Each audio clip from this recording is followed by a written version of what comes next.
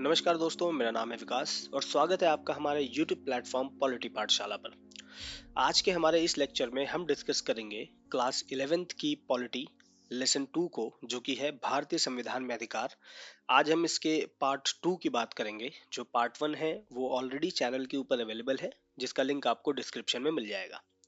तो आइए शुरू करते हैं और देखते हैं कि सबसे पहले हमें आज किस टॉपिक को डिस्कस करना है।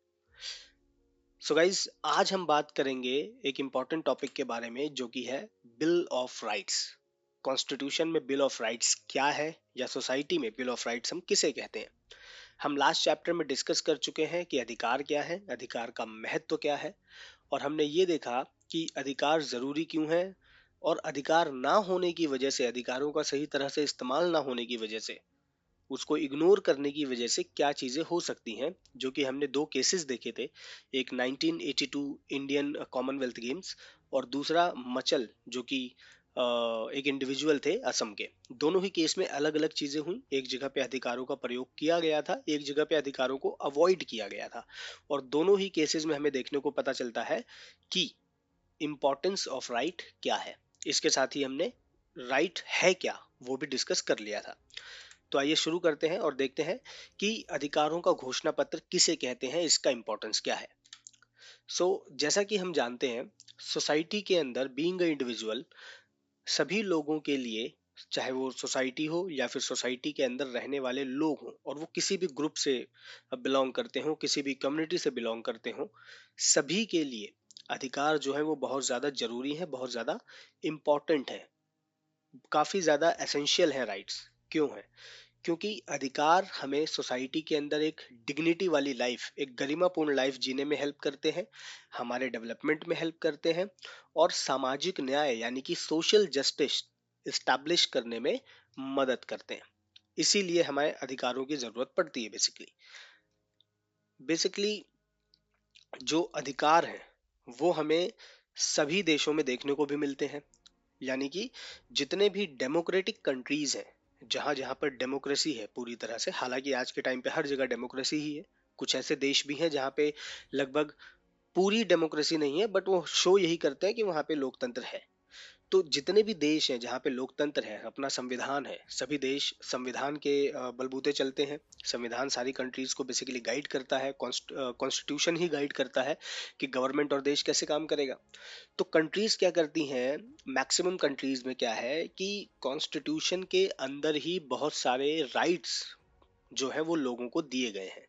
यानी कि कॉन्स्टिट्यूशन के अंदर कानून के जरिए देश के लोगों को कुछ अधिकार दिए गए हैं, कुछ हक दिए गए हैं, जिनको कानूनी मान्यता प्राप्त है, जो लॉ बना करके लोगों तक पहुंचाए गए हैं, जिनको खत्म नहीं किया जा सकता, हटाया नहीं जा सकता, अवॉइड नहीं किया जा सकता। अब ये जो सूचीबद्ध अधिकार हैं, यानी कि ये जो लिस्टेड राइट्स हैं, सूचीबद्ध अधिकार जो है, इनका ये जो पूरा लिस्ट होता है, जो पूरी ये सूची होती है, या फिर जो पूरा एक डॉक्यूमेंट होता है राइट्स का, उसी को कहा जाता है बिल ऑफ राइट्स। ठीक है, आसान शब्दों में आप कह सकते हैं संविधान द्वारा प्रदान किए जाने वाले ऐसे अधिकारों की सूची, घोषणा पत्र, अधिकारों का घोषणा पत्र कहलाती है। A list of rights mentioned and protected by the Constitution is called the Bill of Rights.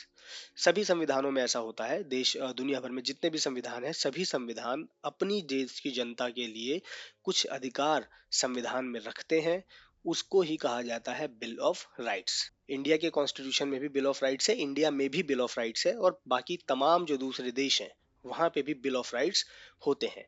और ये जो बिल ऑफ राइट्स वाला कल्चर है, या फिर ये जो कॉन्सेप्ट है, ये बेसिकली हमने यूएस से अडेप्ट किया था, अमेरिका से अडेप्ट किया था हमारे कॉन्स्टिट्यूशन में। जो अधिकारों का घोषणा पत्र है वो काम क्या करता है, उसकी जरूरत क्यों है? जो अधिकारों का घोषणा पत्र है या फिर बिल ऑफ राइट्स है, वो गवर्नमेंट को बेसिकली इंश्योर करता है कि आप जनता के विरुद्ध और जनता के अधिकारों के विरुद्ध कोई काम नहीं करेंगे। साथ के साथ बिल ऑफ राइट्स ये भी इंश्योर करता है कि इन राइट्स को खत्म नहीं किया जा सकता। जैसे इंडिया के केस में अगर हम बात करें, तो फंडामेंटल राइट्स को आप कभी भी किसी भी सिचुएशन में खत्म नहीं कर सकते। ठीक है, उनको कभी भी हटाया नहीं जा सकता, उनको कभी भी वायलेट नहीं किया जा सकता, और वो हमेशा एक इंडिविजुअल के साथ रहेंगे। हाँ, इंडियन कॉन्स्टिट्यूशन में कुछ ऐसी सिचुएशंस भी हैं जिन सिचुएशंस में अधिकारों को उनको लिमिटेड कर दिया जाता है, यानी कि बहुत सारे अधिकारों को हटा दिया जाता है, लेकिन कुछ जो फंडामेंटल बेसिक राइट्स हैं जो होने ही चाहिए वो रहते ही हैं। इमरजेंसी के टाइम पे जैसे कुछ अधिकार हैं जो आम जनता से छीन लिए जाते हैं, यानी कि उनका महत्व उस टाइम पे खत्म हो जाता है, आम आदमी उन अधिकारों का इस्तेमाल नहीं कर सकता इमरजेंसी के टाइम पे, लेकिन कुछ राइट्स उस समय भी आम आदमी के साथ रहते हैं और आम आदमी उन अधिकारों का इस्तेमाल इमरजेंसी जैसे टाइम पीरियड में भी कर सकता है।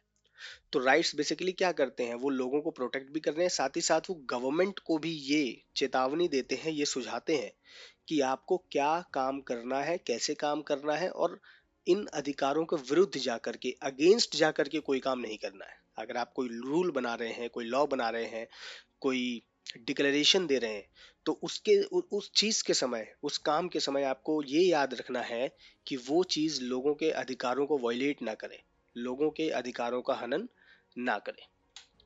इसके साथ ही ये जो अधिकार हैं, अगर किसी कारण से, किसी रीजन से इन राइट्स का, इन फंडामेंटल राइट्स का वायलेशन भी हो जाता है, गवर्नमेंट इनको वायलेट कर देती है, उल्लंघन कर देती है ना चाहते हुए, या फिर बहुत सारे केसों में जानबूझकर, ठीक है, क्योंकि आज भी गवर्नमेंट को ऐसा ही लगता है कि जो आम आदमी है, खास तौर पे इंडिया जैसे देशों में, वो बहक जाएगा बहुत जल्दी, ठीक है, उसको आप एक लॉलीपॉप पकड़ा करके कुछ भी बोलेंगे और वो मान जाएगा। और बहुत सारे लोगों को तो ये भी लगता है कि लोग इतने समझदार ही नहीं है कि उन्हें पता हो कि उनके अधिकार क्या है, तो वो इजिली उसको वायलेट करने की कोशिश करते हैं। बट उस केस में क्या रहता है, उस केस में भी ये है कि ये अधिकार ये भी इंश्योर करते हैं कि अगर किसी कारण से गवर्नमेंट ने ऐसा कर भी दिया, और सिर्फ गवर्नमेंट ने ही नहीं, अ ग्रुप ऑफ पीपल, एक कम्युनिटी ने ही अगर दूसरी कम्युनिटी के साथ कर दिया, एक इंडिविजुअल ने ही अगर कुछ ऐसा कर दिया दूसरे इंडिविजुअल के साथ, जिससे कि एक इंडिविजुअल के राइट्स वायलेट हुए, तो वो पर्टिकुलर इंडिविजुअल जिसके राइट्स वायलेट हो रहे हैं, वो व्यक्ति जिसके अधिकारों का हनन हो रहा है, उसको उसका सॉल्यूशन भी मिलेगा, इसकी गारंटी भी बिल ऑफ राइट्स देते हैं, कॉन्स्टिट्यूशन हमें देता है। हमारा प्रॉपर एक फंडामेंटल राइट है संवैधानिक उपचार का, शोषण के विरुद्ध संवैधानिक उपचार, ठीक है। तो ये जो 1982 एशियन गेम्स वाला इंसिडेंट था, स्टोरी थी जो हमने लास्ट टॉपिक में डिस्कस किया, वहां पे लेबर्स के साथ वही हुआ था, उनके अधिकारों का हनन हुआ था, तो उन्होंने संवैधानिक शोषण के विरुद्ध संवैधानिक अधिकार, संवैधानिक उपचार का जो अधिकार है उसका इस्तेमाल किया और अपने आप को जस्टिस दिलाया। तो अधिकारों का घोषणा पत्र ये भी इंश्योर करता है कि अधिकारों को कभी भी वायलेट नहीं करना है, उनका हनन नहीं करना है, और साथ ही साथ ये भी बताता है कि भैया अगर हनन हो भी गया, अगर वायलेशन हो भी गया किसी कारण से, चाह कर या ना चाह कर, जाने अनजाने में, तो उसको सॉल्व भी किया जाएगा, उस प्रॉब्लम को, उसका सॉल्यूशन भी मिलेगा, उसका उपचार भी होगा, उसका समाधान भी मिलेगा। तो ये भी हमें बिल ऑफ राइट्स बताते हैं, और यही रीजन है कि बिल ऑफ राइट्स की हमें जरूरत है। इसके साथ ही ये जरूरी है कि सरकार व्यक्ति के अधिकारों को सुरक्षा प्रदान करने के लिए प्रतिबद्ध हो। इन सारी चीजों को, यानी बिल ऑफ राइट्स की वजह से एक ऐसा एनवायरनमेंट बन जाता है, एक ऐसी सिचुएशन क्रिएट होती है सोसाइटी में, देश में, कि सरकार को बाउंड होना पड़ता है इंडिविजुअल के राइट्स को प्रोटेक्ट करने के लिए। It's necessary that the government is bound to protect the right of the individual, ठीक है। और फिर हम देखते हैं कि गवर्नमेंट के भी अलग अलग अंग हैं, पार्ट्स हैं, जुडिशरी, लेजिस्लेचर, एग्जीक्यूटिव, ठीक है, कार्यपालिका, विधायिका, न्यायपालिका। अगर कोई एक बॉडी गवर्नमेंट की, कोई एक अंग सरकार का किसी कारण से राइट्स को वायलेट करने की कोशिश भी करेगा, तो दूसरे वाला जो अंग है या फिर जो दूसरी बॉडी है गवर्नमेंट की, वो उसके लिए काम करेगी।